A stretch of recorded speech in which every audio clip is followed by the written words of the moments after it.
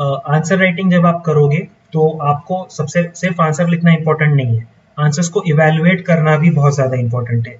और यहाँ पर फिर से रोल आता है एक एक्सपर्ट गाइडेंस का। तो मैं बहुत थैंकफुल हूँ सर का और उनकी टीम का, ओजांग सर का, कि मुझे जो मेरे आंसर्स थे वो उन्होंने पीरियोडिकली इवैल्यूएट किए और उसमें उन्होंने मुझे ये बताया कि कहाँ पर आपको इम्प्रूवमेंट करना है, कहाँ पर आपको करंट अफेयर्स लिंक करना है, कहाँ पर एग्जाम्पल्स, डायग्राम्स, मैप्स। तो उस पे आप अभी जंप मत करो, हम एक सेपरेट सेशन ले लेंगे जिसमें आपको मैं डिटेल्स बताऊंगा मेंस आंसर राइटिंग की। लेकिन first of all you have to complete your basic notes, first of all you have to complete your basic coaching. देखिए, अगर अभी लॉकडाउन भी चल रहा है और मैंने भी जब लॉकडाउन नहीं था तब भी मैंने ऑनलाइन ही कोचिंग ली, तो ऑनलाइन भी कोचिंग आप ले सकते हो। ऑनलाइन कोचिंग में फ़ायदा ये होता है कि आप जो है उसको आप स्लो कर सकते हो स्पीड को, और या फिर आप उसको इंक्रीज भी कर सकते हो, आप पॉज करके अपने हिसाब से देख सकते हो, और जो डाउट्स है, क्वेरीज है, वो आप बाद में उसको क्लैरिफाई कर सकते हो। तो मेंस में ये इंपॉर्टेंट पार्ट है। और थर्ड और सबसे इंटरेस्टिंग फेज जो होता है प्रिपरेशन का, वो होता है इंटरव्यू का फेज। तो ये इंटरव्यू में क्या होता है, आप अपना एक डिटेल्ड एप्लीकेशन फॉर्म होता है वो आप फिलअप करके देते हो। तो इस डिटेल्ड एप्लीकेशन फॉर्म में आपके सारे डिटेल्स होते हैं, आपका बायोडाटा होता है बेसिकली। आपने आपका एजुकेशन क्या रहा है, आपका बैकग्राउंड क्या है, आपके हॉबीज़ क्या है, एक्स्ट्रा करिकुलर एक्टिविटीज़ आपने क्या की है, ये सारी चीज़ें होती है। तो जब आप इंटरव्यू का प्रिपरेशन कर रहे हो तो आप खुद को जानने की कोशिश कर रहे हो, आपको ये पता चल रहा है कि आपने किस तरीके से आपके स्ट्रेंथ्स क्या है, आपके वीकनेसेस क्या है। तो आप खुद को, तो ये एक बहुत ही मज़ेदार प्रोसेस होता है इंटरव्यू का। आई होप कि आप जो लोग भी मुझे सुन रहे हैं, आप लोग सब इंटरव्यू का स्टेज एक बार ज़रूर आप एंजॉय करो इस प्रोसेस को, इस फेज़ को। एंड आई एम श्योर, अगर आपके अंदर उतनी कैपेबिलिटी है, आप इतने उत्सुक है कि आप ये सेमिनार सुन रहे हैं, तो डेफिनेटली आई नो कि you can, because I am just a normal student like you. मेरे अंदर कोई भी स्पेशल टैलेंट नहीं है, कोई भी खास बात मेरे अंदर नहीं है। जैसे कि मैंने बताया कि थर्ड अटेम्प्ट के बाद तो मैंने ये सोच लिया था कि मुझसे एग्जाम क्लियर नहीं होगा और मैंने छोड़ दिया था। बहुत ही अप्स एंड डाउन्स मेरे इस प्रिपरेशन में, इस जर्नी में आए हैं। बहुत लोगों ने मुझे डिस्करेज करने की कोशिश की, लेकिन इसलिए इसी बात पर मैं आपको ये भी बताना चाहूँगा कि आपको ये ज़रूर रखना है कि आपको एक पॉजिटिव कंपनी रखनी है। आपको अपने जो आसपास के लोग हैं, जो आपका फ्रेंड सर्कल है, वो बहुत ही अच्छा होना चाहिए। वो आपको डिस्करेज नहीं करना चाहिए, आपको एनकरेज करना चाहिए। एक दूसरे को आप सपोर्ट करना चाहिए। एक बहुत ही हेल्दी इकोसिस्टम होना चाहिए जिस तरीके से, जिसकी वजह से आप एक दूसरे को पुश करके। और देखिए, मेरा जो है हम लोग 4 फ्रेंड्स हैं, चारों का हमारा ग्रुप था और चारों हम लोग सिलेक्टेड हैं। तो हम लोग क्या करते थे, जैसे डिनर के लिए हम लोग बैठ गए तो सब लोग ने एक दूसरे को 5-5 क्वेश्चन पूछ लिए। तो इस तरीके से गैप्स में भी हम लोग अपना टाइम यूटिलाइज कर लेते थे। और आज जो चारों भी सिलेक्टेड है, 2 of my friends are in IRS, 1 is in IPS and I am also in IPS. तो अगर आप आपका फ्रेंड सर्कल अच्छा रखोगे तो डेफिनेटली आप भी सिलेक्ट होगे, आपके फ्रेंड्स भी सिलेक्ट हो जाएंगे। Now coming back to the interview phase. तो इंटरव्यू फेज में अगर आपको मैं एग्जांपल के थ्रू बताऊं, तो मेरा बोर्ड था, फर्स्ट अटेम्प्ट में सत्यावती मैम का बोर्ड था, जो कि तमिलनाडु काडर की आईएएस, रिटायर्ड आईएएस ऑफिसर है। और मेरा हॉबी था कि मैं विजिट करता था जो डिफरेंटली एबल्ड जो कैंडिडेट्स होते, डिफरेंटली एबल्ड सोसाइटी के हमारे मेंबर्स होते हैं, उनके जो इंस्टीट्यूट्स होते हैं मुंबई में और दूसरी जगह पर, वहाँ पर जाकर मैं वॉलंटियर का काम करता था। तो उस वॉलंटियरिंग के काम में मैं वीकेंड पे विजिट करता था, वो मैंने अपने डेफ में मेंशन किया हुआ था। तो मैम ने वो पढ़ा और मैम ने देखा। तो देखिए किस तरीके से क्वेश्चन वो लोग फ्रेम करते हैं। तो मैम ने देखा कि I am associated with national society for equal opportunities for the differently abled people. Ma'am ने मुझसे पूछा कि आप यूपीएससी बिल्डिंग में आए हो, तो tell me what have you observed in this building जो कि डिफरेंटली एबल्ड के लिए एक सुविधा है, उनकी एक्सेसिबिलिटी को बढ़ाता है। Now see, they are checking your observation skills also. They are checking कि आप कितना अवेयर हो, आप उस मोमेंट में कितना प्रेजेंट हो, आपका प्रेजेंस ऑफ माइंड कितना स्ट्रांग है। बिकॉज मैं कोई भी नई बिल्डिंग में या गवर्नमेंट ऑफिस में जाता हूँ, मेरी आदत है देखने के लिए कि डिफरेंटली एबल्ड के लिए एक्सेसिबिलिटी क्या है। तो मैंने मैम को बताया कि मैम यहाँ पे हमने बहुत ही अच्छी फैसिलिटीज़ अरेंज की है, हमने रैंप्स बनाए हैं, हमने ब्रॉड डोर्स रखे हुए हैं, जो लोग ब्लाइंड हैं उनके लिए स्पेशल टाइल्स हैं, वो टाइल्स को टच करके वो क्रॉस कर सकते हैं, वो हॉल रूम तक, वो ऑफिस तक, कैबिन तक पहुंच सकते हैं। फिर मैम ने पूछा कि अच्छा, इसके अलावा आपको क्या लगता है कि आपको क्या करना चाहिए यहाँ पे। तो फिर उस क्वेश्चन में मैं थोड़ा स्टम्प्ड हो गया, बिकॉज उस तरीके से मैंने सोचा नहीं था। लेकिन फिर मैंने मैम से टाइम लिया कि मैम क्या मैं सोच सकता हूँ। मैम ने बोला ओके थिंक। और उसके बाद जो है मैंने सोचा और मैंने बताया कि मैम लिफ्ट जो है उसकी हम फैसिलिटी अवेलेबल कर सकते हैं, और जो कहीं कहीं पर स्टेयर्स जो है उनको भी हम ब्रॉड कर सकते हैं, शॉर्ट स्टेयर्स रख सकते हैं। और इस तरीके से 2-3 मैंने एग्जांपल्स मैम को दिए, तो ma'am was satisfied with my answer.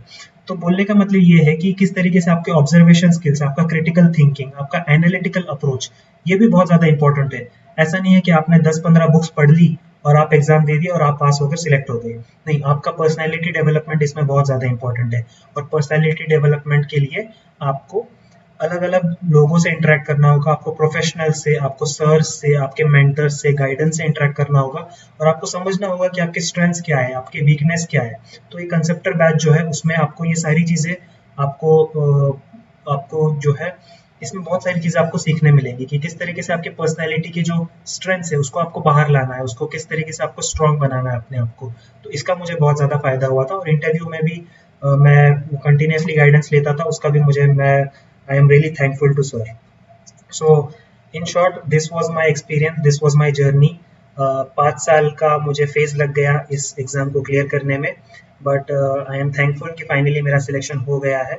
और ये मेंस, प्रीलिम्स, मेंस और इंटरव्यू का इस तरीके से आप प्रिपरेशन कर सकते हो। देखिए, we can not go into too much details, एक सेपरेट सेशन ले लेंगे हम जिसमें हम मेंस का डिटेल में बात कर सकते हैं, अदरवाइज ये सेशन बहुत लंबा हो जाएगा। आई होप कि जो भी स्टूडेंट्स आज सुन रहे हैं, जो भी एस्पिरेंट्स है, उनको ये सेशन से बहुत हेल्प मिला होगा, या जो भी आपको हेल्प मिला होगा, I am really happy to help you. अगर आपको कोई भी डाउट हो तो आप कमेंट सेक्शन में पूछ सकते हो। I am right now activating the comments, I am reading the comments, और मैं आपके डाउट्स अभी रिजॉल्व करूँगा और मैं उसके आंसर देने की कोशिश करूँगा। तो let's see the comments and one by one we can start answering your queries. Alright. तो सबसे पहले क्वेश्चन यहाँ पर पूछ रहे हैं कि हिंदी मीडियम में क्या हम एग्ज़ाम क्लियर कर सकते हैं। देखिए, मैंने आपको पहले ही बताया कि लैंग्वेज का कोई बैरियर नहीं है इस एग्ज़ाम में। यूपीएससी जस्ट डिमांड्स कि आपके पास ग्रेजुएशन होना चाहिए, और आप किसी भी एग्ज़ाम में आप इस एग्ज़ाम को क्लियर कर सकते हो। I have seen my friends, those who have cleared this exam in Hindi medium, those who have cleared this exam in Marathi medium, those who have cleared this exam in Urdu medium as well. So Hindi medium ऐसा बिल्कुल भी नहीं है कि आप Hindi medium में इस exam को क्लियर नहीं कर सकते हो। देखिए, जो भी मीडियम में आप कंफर्टेबल हो उस मीडियम में आपको इस एग्जाम को अपीयर करना चाहिए। देखिए, मेरा मीडियम इंग्लिश था, क्योंकि मेरी स्कूलिंग और जो मेरी बेसिक एजुकेशन है वो इंग्लिश में हुआ है, इसलिए मैंने इंग्लिश को ऑप्ट किया। लेकिन इंटरव्यू में कई बार मैंने ये भी सोचा कि कहीं मैं रीजनल लैंग्वेज में इंटरव्यू ना दे दूँ, तो मैंने इसके बारे में सोचा है। तो ऐसा बिल्कुल भी नहीं है कि आपको language acts as a barrier, this is not at all a question. तो आप कोई भी मीडियम में एग्जाम दे सकते हो। देखिए, नेक्स्ट क्वेश्चन इज 750 मार्क्स में से फाइनल में कितना चाहिए होता है। देखिए, अगर आप टॉपर्स के भी मार्क्स देखेंगे ऑल इंडिया रैंक 1, तो 50% से ज़्यादा मार्क्स उनके नहीं होता है। तो जनरल स्टडीज़ में अगर आप देखोगे तो 250 मार्क्स का ईच पेपर इज 250 मार्क्स, उसमें 125, 130 इज द टॉपर। आपको कितना स्कोर करना है? आपको 115 से लेके टॉपर्स, इस रेंज में आपको स्कोर करना है। तो 50% मार्क्स जो होता है that is marks of the topper. 45% से लेके 50% भी अगर आप स्कोर करते हो out of 750, then your selection is guaranteed. तो और प्रीलिम्स की अगर मैं बात करूँ तो 200 मार्क्स का पेपर है, और दूसरा सीसैट पेपर है जो क्वालिफाइंग है, जिसमें आपको बस 33% स्कोर करना है। और जो फर्स्ट पेपर है जो कि मेरिट में काउंट होता है, उसमें कट ऑफ मैंने आपको बताया, कट ऑफ वेरी होता है, कभी 107 होता है, कभी 116 होता है, कभी 98 होता है, कभी 99 होता है। तो इस रेंज में कट ऑफ होता है। तो बेसिकली आपको प्रीलिम्स में आपको टारगेट क्या करना है कि 20-25 marks above cut off I should get. So if cutoff is 100, you have to aim for 120, 125. Okay. Okay. Now next question is थोड़ी बुक्स की जानकारी दीजिए। सी देखिए, बुक लिस्ट जो है वो आपको मिनिमम बुक लिस्ट आपको रखनी होगी। तो सी मेरा अप्रोच क्या था कि मैं क्लास अटेंड करता था, उसके बाद क्लास में मैं नोट्स बना लेता था, और उस नोट्स के बाद मैं बस एक स्टैंडर्ड टेक्स्ट बुक पढ़ता था। और वो स्टैंडर्ड टेक्स्ट बुक कौन सी पढ़नी है आपको? जो वो उस पर्टिकुलर सब्जेक्ट का टीचर आपको बताएगा। जैसे पॉलिटी का अगर मैं एग्जांपल दूं तो सर ने बोला था कि लक्ष्मीकांत पढ़ लेना, तो मैं क्लास के नोट्स और लक्ष्मीकांत, बस मैं इतना ही पढ़ता था। अगर ज्योग्राफी की बात करूं तो 6th से लेकर 12th स्टैंडर्ड तक की एनसीईआरटी, हिस्ट्री की अगर बात करूँ तो मॉडर्न इंडिया, स्पेक्ट्रम आती है, और ग्रोवर, ये 2 बुक्स मैंने पढ़ी हुई है। और एनसीईआरटीज, एनसीईआरटीज तो बेसिक है, सारे सब्जेक्ट की एनसीईआरटी आपको पढ़नी है, that is the bare minimum. Okay okay, तो इस तरीके से आपको जो है बुक लिस्ट मैं आपको शेयर कर दूंगा, return book list, return form में आपको देख सकते हो। ओके, बुक लिस्ट उस तरीके से। Okay, next question is sir online resource for current affairs. देखिए ऑनलाइन कोचिंग, देखिए लॉकडाउन भी है और मैंने भी सारी कोचिंग मेरी ऑनलाइन ही ली है, और करंट अफेयर्स भी जो है वो क्लासरूम प्रोग्राम में करंट अफेयर्स भी आपका कंप्लीट हो जाएगा। तो मैंने करंट अफेयर्स के लिए जैसे मैंने बताया कि I have not refer to more than 1 notes, 1 magazine, सिर्फ एक मैगजीन आपको पढ़नी है करंट अफेयर्स के लिए। आपको वहां पर 10-15 मैगजीन पढ़ के आपको एक अपने आप को कंफ्यूज नहीं करना है, आपको जंबल अप नहीं होना है। ओके, कोई भी एक मैगजीन आप रेफर कर सकते हो, और ऑनलाइन मीडियम में आपको मैगजीन मिल जाती है, तो उस मैगजीन को आपको पढ़िए, करंट अफेयर्स आप कर सकते हो। नेक्स्ट क्वेश्चन इज घर में रहकर तैयारी कर सकते हैं? डेफिनेटली, देखिए मैंने सारी जो अपनी बेसिक प्रिपरेशन है वो घर में रहकर ही की है, ऑनलाइन कोचिंग के थ्रू ही मैंने अपनी कोचिंग की है, और घर पर रहकर ही मेरे सारे नोट्स बने हैं। जो भी मेरे डाउट्स है वो फोन पर क्लियर होते थे, क्योंकि मेरा फाइनेंशियल बैकग्राउंड उतना स्ट्रॉन्ग नहीं था कि मैं एक बाहर रूम लेकर रह सकूं। तो मैं या तो किसी कॉलेज में एडमिशन लेकर वहां पर मैं रहता था रूम लेकर पोस्ट ग्रेजुएशन में, या फिर मैं घर पे रहकर अपना प्रिपरेशन कर रहा था। तो ऑनलाइन ही मैंने सारी प्रिपरेशन की है, तो डेफिनेटली आप ऑनलाइन प्रिपरेशन कर सकते हो। Okay, next question is NCERT से नोट्स कैसे बनाई? देखिए what I would suggest is कि आपको इसमें 2 लेवल पर प्रिपरेशन करनी होती है। जो मैंने बताया कि आपको क्लास अटेंड करना है और उसके बाद आपको नोट्स बनाने हैं और एक स्टैंडर्ड टेक्स्ट बुक पढ़नी है, उससे पहले आपको एनसीईआरटीज कंप्लीट करना बहुत ज़्यादा ज़रूरी है।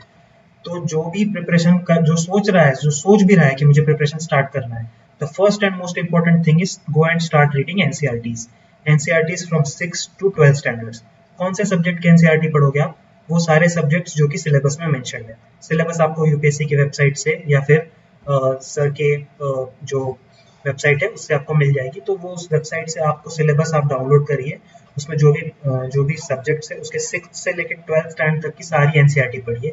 इसको 3 से 4 बार पढ़िए, और जो क्लास में भी ये सारे एनसीईआरटीज आपके डिस्कस हो जाएंगे, तो उसमें क्लास के साथ साथ आपको नोट्स बनाने हैं।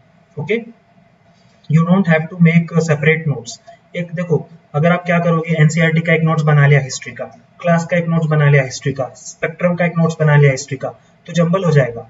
एक हमारी फोटोग्राफिक मेमोरी होती है कि मैंने इस सब्जेक्ट को, या let's say civil disobedience movement को, मैंने इस पेज पे यहाँ से पढ़ा हुआ है। अगर आपके सिविल डिसोबीडियंस मूवमेंट की 3 अलग अलग नोट्स हैं, तो आप उसको जंबल अप हो जाओगे, आप दिमाग में कंफ्यूज हो जाओगे। तो इसलिए आपको क्या करना है कि आपको इंटीग्रेटेड नोट्स बनाने हैं। सिविल डिसोबीडियंस मूवमेंट एनसीईआरटी से जो आपको मिल रहा है, क्लास नोट से आपको जो मिल रहा है, और स्टैंडर्ड टेक्स्ट बुक से आपको जो मिल रहा है, वो सब एक जगह पर होना चाहिए। तो what I used to do, attend the class, read NCERT, read standard text book, और सारा जो नोट्स है, सारा जो इकट्ठा करके आपको एक ही जगह पे आप उसको रख सकते हो, एक ही जगह पे आप अपना नोट्स बना सकते हो। And then you can read those notes, you can revise it 10-15 times, you can close that notebook, write it on a rough paper, और वो आपके फिंगर टिप्स पे वो सारी चीजें होनी चाहिए। Okay, so that is the answer to your question about NCERT notes. Okay. See, one question is continuously one question, sir, how to get confidence? Let me tell you very frankly, confidence एक दिन में नहीं आता है। ऐसा नहीं है कि आज आप प्रिपरेशन स्टार्ट करोगे और कल आपको कॉन्फिडेंस आ जाएगा। देखिए confidence, if I tell you कि हाउ आई गॉट कॉन्फिडेंस, तो द फर्स्ट थिंग इज आपको सबसे पहले आपके बेसिक नोट्स बनाने हैं, उसको आपको बहुत बहुत बार रिवाइज करना है। उसको अगर आप फिंगर टिप्स पर लेकर आ जाओगे तो ऑटोमेटिकली आप कंटेंट में कॉन्फिडेंट हो जाओगे कि कंटेंट तो मेरे पास है।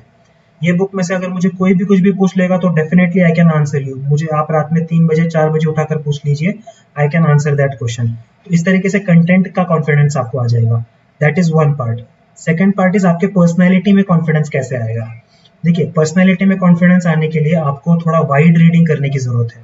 आपको पर्सनैलिटी, देखिए आपकी पर्सनैलिटी डेवलपमेंट कैसी होती है, मेरा मानना है 2 चीज से होती है।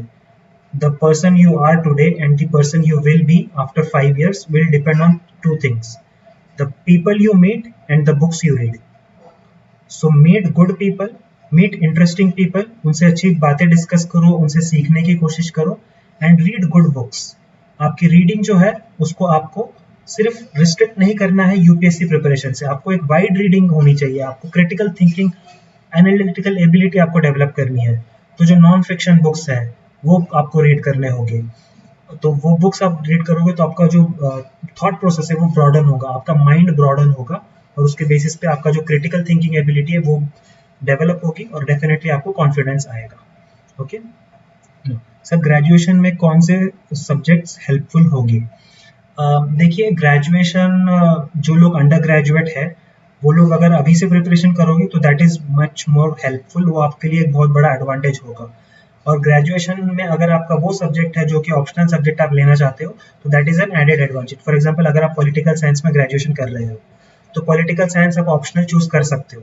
अगर आप पब्लिक एडमिनिस्ट्रेशन में या ज्योग्राफी में ग्रेजुएशन कर रहे हो तो डेफिनेटली आप उस सब्जेक्ट में ग्रेजुएशन, उस सब्जेक्ट को आप अपना ऑप्शनल चूज कर सकते हो। डेफिनेटली ग्रेजुएशन में अगर आप स्टार्ट करोगे तो that will be a very very big advantage to you.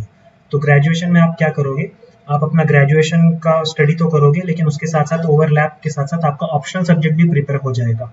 और जहाँ तक जनरल स्टडीज की बात है तो अंडर ग्रेजुएट होते हुए भी आप ऑनलाइन क्लासेस ज्वाइन करके उसमें आप बहुत सारी चीज़ें सीख सकते हो। जैसे कि जो बेसिक कोर्स है, जो फाउंडेशन से भी पहले वाला कोर्स होता है, जिसमें आप एनसीईआरटीज, एनआईओएस के टेक्स्ट बुक्स, ये सारी चीज़ें आप स्टार्ट कर सकते हो और आप पढ़ सकते हो। ओके, तो अंडर ग्रेजुएट जो स्टूडेंट्स आप सुन रहे हो, आपको मैं ये बोलना चाहता हूँ कि सबसे पहले तो आप एनसीईआरटीज पढ़ना स्टार्ट करो, और आप ऑनलाइन कोचिंग अगर आप अफोर्ड कर सकते हो तो ज्वाइन करके उसमें से आपको बहुत सारा हेल्प मिल जाएगा। Okay, and secondly, if I see the next question, that is instead of maths optional ले सकते हैं क्या? देखिए ऑप्शनल के लिए मैंने बताया कि जो क्राइटेरिया है, तो first criteria is your interest. अगर आपको मैथ्स में इंटरेस्ट है तो definitely you can go for maths. Second is the marks. Marks जो है मैथ्स ऑप्शनल के, जो कि मेरे फ्रेंड्स का मेरा एक्सपीरियंस रहा है, मार्क्स उसमें अच्छे आते हैं, 280, 290, 300 आप इजीली स्कोर कर सकते हो। लेकिन जो थर्ड क्राइटेरिया है this is overlap with the other subjects. तो मैथ्स में उतना ओवरलैप नहीं है, बिल्कुल सेपरेट स्ट्रीम में आपको प्रिपरेशन करना होगा। तो ये तीन क्राइटेरिया के बेसिस पे आप अपना ऑप्शन डिसाइड कर सकते हो। ओके सर, सेल्फ स्टडी कर सकते हैं क्या? देखिए मैं आपको बता दूं कि सेल्फ स्टडी आप कर सकते हो, लेकिन मेरा पर्सनली ये मानना है कि सेल्फ स्टडी अगर आप करोगे तो आपको बहुत ज़्यादा टाइम लग जाएगा, बिकॉज इस एग्जाम में आपको एक फ्रेमवर्क होना, एक करेक्ट अप्रोच और एक स्ट्रीमलाइंड अप्रोच रहना बहुत ज़्यादा ज़रूरी है। ठीक है, तो what I used to do, self study तो इम्पोर्टेंट है ही, लेकिन उसको कॉम्प्लीमेंट करने के लिए और सप्लीमेंट करने के लिए आपको एक गाइडेंस की जरूरत पड़ती है, आपको एक प्रोफेशनल की या एक मेंटर की जरूरत पड़ती है। तो मेरा ये मानना है कि आप अपना टाइम वेस्ट मत कीजिए सेल्फ स्टडी के पीछे। आप 2 या 3 अटेम्प्ट में आपका सिलेक्शन होने के बजाय फर्स्ट अटेम्प्ट में आप सिलेक्शन लेने के लिए ट्राई कर लीजिए। ओके, तो इसमें आपका क्या होगा कि आपको एक स्ट्रीमलाइंड अप्रोच मिलेगा, एक फ्रेमवर्क मिलेगा। आप डेफिनेटली आपको यहाँ ये बुक रेफर करने के लिए, वो बुक रेफर करने के लिए नहीं जाना पड़ेगा, आपको सारी चीज़ें एक सोर्स पे मिल जाएंगी। ओके, तो that is my personal belief. बाकी तो आपकी चॉइस है, आप जिस चीज़ में कंफर्टेबल हो वो चीज़ को आपको फॉलो करना चाहिए। Okay, next is if you are comfortable with both language but we find Hindi tough in writing and English in speaking, what we can do? देखिए this is a very good question. See what you can do. You are comfortable in writing English but speaking in Hindi. So what you can do, you can opt for English medium in your prelims as well as mains. आपका prelims और mains आप English medium में दे दो। Interview में आप language change करके हिंदी में interview दे सकते हो। That is the option that you have. Okay, UPSC में आप ऐसा कर सकते हो कि प्रीलिम्स और मेंस एक लैंग्वेज में और इंटरव्यू दूसरे लैंग्वेज में। तो प्रीलिम्स और मेंस मेरे ऐसे फ्रेंड्स हैं जिन्होंने इंग्लिश में दिया है और हिंदी में उन्होंने इंटरव्यू दिया है। तो that is the option that you can exercise. Okay, can I start my preparation in 11th class? See if I tell you, in preparation तो आपका आप 6th और 7th स्टैंडर्ड से ही आपने स्टार्ट कर दिया है। Okay, only thing is you are not conscious of it. आप किस तरीके से आप आपके टेक्स्ट बुक्स पढ़ते हो, किस तरीके से आपका वाइड रीडिंग है। 11th स्टैंडर्ड में अगर मैं बोलूँ, अगर आपको प्रिपरेशन करना है तो what you can do, 11th standard में you can do 2 things. One is you can start reading newspaper, the Hindu और the Indian Express, any one newspaper you can read, And secondly, what you can do is start reading NCERTs. Whatever you are reading in 11th standard, those NCERTs are there that you have to read. लेकिन उसके अलावा दूसरे subjects जो है जो आपको 11th और 12th में नहीं है, उस सब्जेक्ट्स की NCERTs भी आप पढ़ना स्टार्ट कर सकते हो. ओके, और जैसे ही आप ग्रेजुएशन में आते हो तो आप एक फाउंडेशन कोर्स ज्वाइन करके उसमें आपको बहुत सारी क्लैरिटी हो जाएगी. Okay okay, let us take next question. Sir, मैंने बीटेक सिविल किया है, क्या मैं ऑप्शनल पेपर ज्योग्राफी ले सकता हूँ? देखिए, ऑप्शनल सब्जेक्ट का जैसे मैंने बताया 3 क्राइटेरिया है. Again I will repeat for those who have missed कि सबसे पहला क्राइटेरिया है कि आपको इंटरेस्ट होना चाहिए. आप ज्योग्राफी ले सकते हो. मैं भी एक इंजीनियर हूँ, मेरा ऑप्शनल फिलोसॉफी है, तो ज़रूरी नहीं है कि आप साइंस बैकग्राउंड से आपको साइंस बैकग्राउंड का ही ऑप्शनल लेना होगा. क्योंकि मुझे इंटरेस्ट है फिलोसॉफी में, that is why I took philosophy as optional. तो आप इंजीनियरिंग बैकग्राउंड से होते हुए आप पॉल साइंस ले सकते हो, आप फिलोसॉफी ले सकते हो, आप पब्लिक एडमिनिस्ट्रेशन ले सकते हो. You can choose any optional of your interest. Okay, so ऐसा कोई हार्ड एंड फास्ट रूल नहीं है कि आप इंजीनियरिंग बैकग्राउंड से हो तो आपको इंजीनियरिंग ऑप्शनल या मैथ्स ऑप्शनल ही लेना होगा. Okay, next question is, sir NCERTs कितना इंपॉर्टेंट है? देखिए, NCERT is very very important. NCERT को आप बिल्कुल भी निगलेक्ट नहीं कर सकते हो. एनसीईआरटी 6 से लेकर 12th स्टैंडर्ड तक की सारी एनसीईआरटीज आपको पढ़नी है, मल्टीपल टाइम्स पढ़नी है, उसके नोट्स बनाने हैं, इंटीग्रेटेड नोट्स बनाने हैं, और वो नोट्स आपके फिंगर टिप्स पे होना चाहिए. अगर आप पेपर एनालाइज करोगे प्रीवियस 4-5 ईयर्स का, तो उसमें आप देखोगे कि कई क्वेश्चन ऐसे हैं जो डायरेक्टली एनसीईआरटी से आए हुए हैं. There are boxes in NCERTs, कहीं पे डायग्राम बनाया हुआ है, उसमें कोई इंटरेस्टिंग फैक्ट है, डू यू नो ऐसा एक बॉक्स होता है, एन इंटरेस्टिंग फैक्ट ऐसा बॉक्स होता है, या फिर चैप्टर खत्म होने के बाद कुछ समरी दी होती है, उसमें से भी एनसीईआरटी में क्वेश्चंस पूछ लेते हैं. ओके, तो NCERT is very very important. NCERT को आप निगलेक्ट नहीं कर सकते हो. ओके, नेक्स्ट के लिए, यूपीएससी के लिए प्लान भी होना चाहिए क्या? देखिए, मेरा ये मानना है कि सबसे पहले तो है, अगर आप यूपीएससी प्रिपरेशन स्टार्ट कर रहे हो तो आपके दिमाग में और कोई प्लान नहीं होना चाहिए. आप सिर्फ यूपीएससी को ही टारगेट करो, at least for 2 to 3 years. Okay, क्योंकि अगर आप पहले से ही ये सोचकर चलोगे कि मुझे प्लान भी करना है, तो आप अपने आप को पूरी तरीके से डेडिकेट नहीं कर पाओगे. आप अपना फुल डेडिकेशन, फुल एनर्जी इस एग्जाम में नहीं लगा पाओगे, पूरे मोमेंटम से आप प्रिपरेशन नहीं कर पाओगे. तो what you have to do is, जब आप स्टार्ट कर रहे हो प्रिपरेशन, बस आप सेल्फ बिलीफ रखो, खुद के ऊपर कॉन्फिडेंस रखो, और बस ये सोचो कि 1-2 साल में मुझे इस एग्जाम को क्लियर करना है. लेकिन अगर 3 साल बाद या 4 साल बाद अगर आपका इस एग्जाम में सिलेक्शन नहीं हो रहा है, आई होप कि फर्स्ट और सेकंड अटेम्प्ट में ही हो जाए, and it is very much possible. तो what you can do is, then you can start thinking of plan B. क्योंकि 4th अटेम्प्ट के बाद क्या होता है, आपने बहुत सारी चीज़ें ऑलरेडी कवर कर ली होती है, आपको उतना टाइम नहीं देना पड़ता है. फर्स्ट अटेम्प्ट में, सेकंड अटेम्प्ट में डेली आपको 8 आवर्स, 10 आवर्स, 12 आवर्स आपको रेगुलर बेसिस पे देना होगा. लेकिन 4th-5th अटेम्प्ट में क्योंकि आपका सारा बेसिक नोट्स कंप्लीटेड है, आपका रिवीजन कई बार हो चुका है, तो you don't have to give that much time. तो 4th अटेम्प्ट में आप प्लान बी के बारे में सोच सकते हो. साइमल्टेनियसली आप दूसरे एग्जाम दे सकते हो, आपके स्टेट सर्विसेज के एग्जाम दे सकते हो, आरबीआई के एग्जाम दे सकते हो, या बैंक्स के एग्जाम आप दे सकते हो. But at least for 2 to 3 years, please don't think of anything else and dedicate yourself completely only to UPSC. If you have decided to UPSC, give everything you have. It should be all or nothing. That should be the approach. Okay? Okay. Sir, एक दिन में एक subject पढ़े या 2 या 3? देखिए, because we get bored. एक दिन में अगर आप एक सब्जेक्ट पढ़ोगे, दिन भर एक ही सब्जेक्ट पढ़ोगे, तो आप बोर हो जाओगे. तो एक स्ट्रक्चर रेडी होना चाहिए. उसके लिए आपको क्या करना होगा कि मेरा अप्रोच ये रहता था कि क्लास में जो सब्जेक्ट किया, क्लास में अगर 2 सब्जेक्ट पढ़ा है तो मैं 2 सब्जेक्ट उतना ही टॉपिक जाकर पढ़ लूंगा, इसके अलावा मैं कुछ नहीं पढ़ूंगा.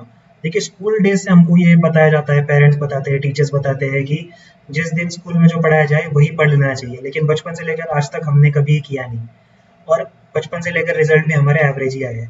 अगर हमको कुछ अलग करना है, तो हमको कुछ अलग अचीव करना है, तो हमको कुछ अलग करना भी होगा. तो दैट अप्रोच वो स्कूल में जो होता है कि आज जो पढ़ा उसी दिन जाकर उसको कंप्लीट कर लो, वो अप्रोच आपको यूज करना होगा. तो अगर क्लास में 3 सब्जेक्ट्स पढ़ा रहे, आप जाकर उन 3 सब्जेक्ट्स को पढ़ लो, उतना ही पढ़ो जितना क्लास में पढ़ाया है. तो जैसे जैसे क्लास में सिलेबस कंप्लीट होगा, आपका खुद का सिलेबस भी कंप्लीट होता जाएगा. Okay, getting my point. So what you have to do, you don't have to think कि इस हफ्ते में मैं ये सब्जेक्ट पढ़ूंगा, अगले हफ्ते में मैं वो सब्जेक्ट पढ़ूंगा. नो, क्लास में जितना पढ़ा रहे हैं, go and read only that much. उतना ही सब्जेक्ट पढ़ो, उतना ही टॉपिक पढ़ो. ठीक है, तो आपको अपना एक शेड्यूल, आपको प्लान बनाने की भी जरूरत नहीं है. क्लास का जैसे जैसे सिलेबस कंप्लीट हो रहा है, आप अपना सिलेबस भी कंप्लीट कर रहे हो. क्लास में अगर 2 सब्जेक्ट हो रहे हैं, तो आप उस दिन जाकर घर पर 2 सब्जेक्ट पढ़ ले रहे हो. ओके तो बिट्स एंड पीसेस में आपका सिलेबस कंप्लीट हो रहा है. Okay that should be the approach. So mix it up. Okay 2-3 subjects you can read daily, क्योंकि एक ही सब्जेक्ट पढ़ोगे तो बोर हो जाओगे. Okay let us take the next question. Punjabi language choose कर सकते हैं आप. डेफिनेटली पंजाबी लैंग्वेज चूज कर सकते हो. पंजाबी लिटरेचर एक ऑप्शनल सब्जेक्ट भी है और पंजाबी लैंग्वेज में आप इंटरव्यू भी दे सकते हो. ओके सर सीसैट का प्रिपरेशन कैसे करें? देखिए सीसैट जो है वो एक क्वालिफाइंग पेपर है. उसमें आपको 33% स्कोर करना होता है. तो 33% स्कोर करने के लिए आपको 67 मार्क्स लाने हैं आउट ऑफ 200. ओके तो ये 67 मार्क्स अगर आपको चाहिए तो यू हैव टू एक बेसिक प्रिपरेशन आपको करना होगा. देखिए बहुत सारे स्टूडेंट जो है नेग्लेक्ट करते हैं. मोस्टली जो साइंस बैकग्राउंड या इंजीनियरिंग बैकग्राउंड के होते हैं वो ये सोचते हैं कि क्योंकि हमने इंजीनियरिंग किया है तो CSAT is just a piece of cake for us. That is not true. I have seen many friends, many even selected people जो रैंक इंप्रूव करने के लिए एग्जाम दे रहे थे वो उस प्रीलिम्स में फेल हो गए हैं और उनका सीसैट ही क्लियर नहीं हो पाया है. तो सीसैट क्यों क्लियर नहीं होता है? क्योंकि आप उसको नेग्लेक्ट करते हो. You can not neglect CSAT. CSAT को आप नेग्लेक्ट नहीं कर सकते हो. What you have to do for CSAT? सबसे पहले आई वुड रिकमेंड कि पिछले 3 साल के जो यूपीएससी के पेपर्स है आप उन पेपर्स को सॉल्व कर लीजिए. उन पेपर्स को टाइम बाउंड मैनर में 2 घंटे में आप उनको सॉल्व कर लिए और उसमें आप देखो कि आपका स्कोर क्या आ रहा है. If you are scoring more than 100, 120, 130, 90, 100 ये अगर आपका स्कोर है तो आपको सीसैट में बिल्कुल भी टेंशन लेने की जरूरत है नहीं. बिल्कुल भी आप सीसैट में आप इजीली आप क्लियर कर लोगे. लेकिन आपका स्कोर अगर 70, 80, 85 या 60s या उससे कम अगर आपका स्कोर आ रहा है तो डेफिनेटली आपको सीसैट का प्रिपरेशन करना होगा. नाउ सीसैट का प्रिपरेशन कैसे करें? देखिए सीसैट में 2 पार्ट होते हैं. One is aptitude, quantitative aptitude, और दूसरा होता है English, reasoning, logical reasoning and all those things. तो इसके लिए आप बेसिक बुक्स पढ़ सकते हो. There is book called as R S. Agarwal जिसके बेसिस पे आप सॉल्व कर सकते हो सीसैट के सम सॉल्व कर सकते हो, क्वांटिटेटिव एप्टीट्यूड सॉल्व कर सकते हो. इंग्लिश, रीजनिंग और एप्टीट्यूड के भी बुक्स आती है. डेली बेसिस पे आप 10-15 क्वेश्चंस उसको सॉल्व कर सकते हो. उसमें ज़्यादा आपको टाइम या एफर्ट डालने की जरूरत नहीं है. आपको बस बेसिक क्वालिफाई होना है. आपको बस 67 मार्क्स लेकर आने हैं. लेकिन to be on the safe side 90 जब आपका स्कोर क्रॉस कर रहा है you can stop practising. Okay so that is the CSAT का अप्रोच. सीसैट में आपको नेग्लेक्ट नहीं करना है and you have to practise daily. That is the 2 thing you have to fight for CSAT. Okay